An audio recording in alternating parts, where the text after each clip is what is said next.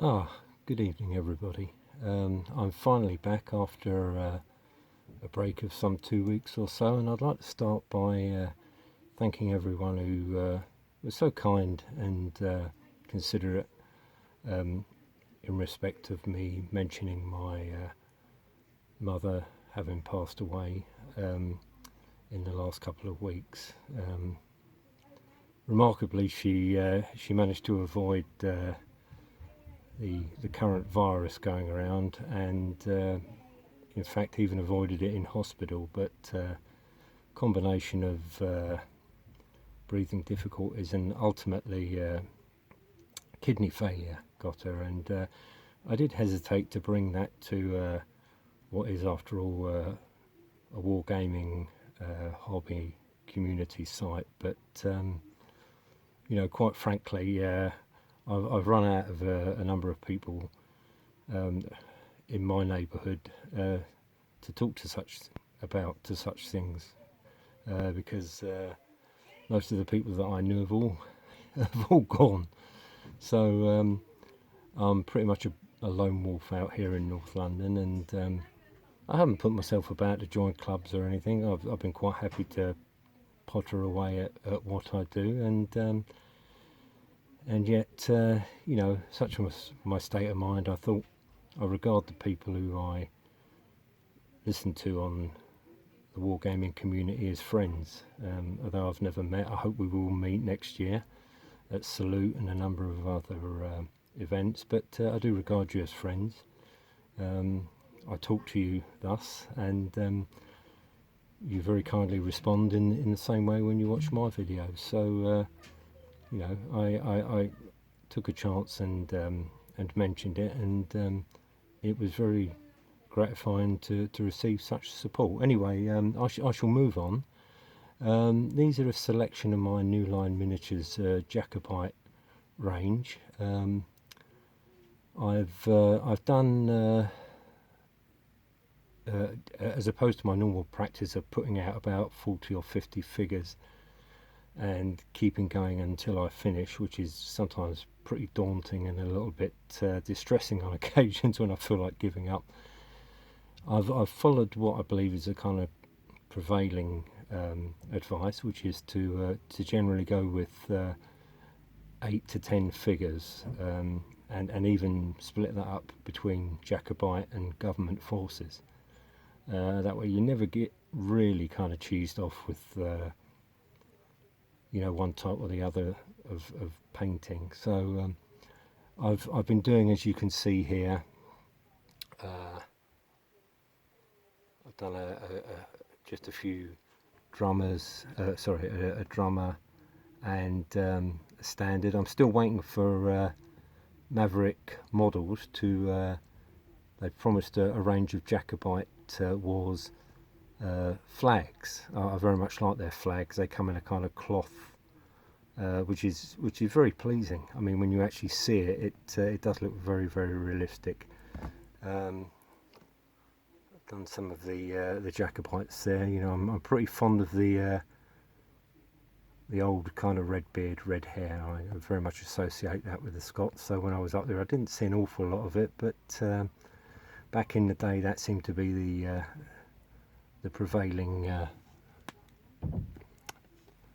hair colour, dominant hair colour. I've managed to, hopefully I haven't overdone it, but I've put in a lot of the purple heather, which I believe does predominate on Culloden Moor. At least a couple of times I've been up there, I've seen similar, and I've continued with my. It's not actually too visible on these ones, but I've continued with my Vallejo, trying to find one that, just there, the Highlander with the leading with the shield or Taj. 2 or 3 coats of this product, which builds up into a sort of water effect, which is very, very reminiscent, for any of you that have been to Culloden, of the boggy land, which called boggy or marshland, which caused the Highlands an awful lot of trouble on the day, as well as the government troops, of course. as I mentioned before, I've started to experiment a little bit with red coats. I mean, I'd be quite honest, for me a red coat in the past was just scarlet paint and a bit of a wash afterwards. Well, I've started to go with a little bit of I think it's called Gory Red. It's I think it's in the Vallejo range, and upon that I dry brush scarlet, and I finish off with a bit of Agrax Earth shade, and I seem to get a more kind of well, it's more true to the illustrations that I've seen in Osprey and such. The red seems to be not quite so garish or garish, never quite sure the pronunciation of that, but I've gone with that, and it seems to do the trick. I think the officers could still be a bit brighter, but for the rank and file, I'm quite happy with that.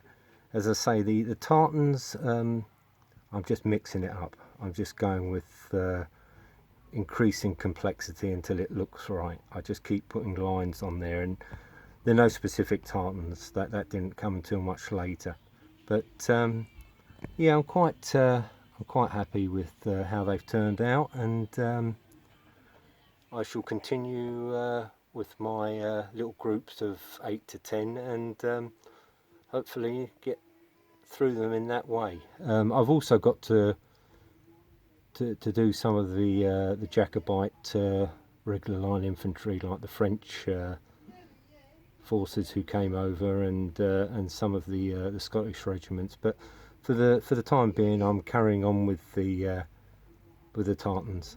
So anyway, once again, thank you all of you for your support. It's very, very much appreciated, and I look forward to your videos, and I hope to do a rather longer video next time. I'm going to try and sort of pull together some book reviews and some of my other collections. I've actually just come back from my mother's, where I've been clearing out some of my magazines from years gone past, including a May-June 1995 Practical War Gamer, which I mean, I think the illustrations were tremendous at that time, so I shall maybe be bringing a few of those up. Thank you very much. Cheerio.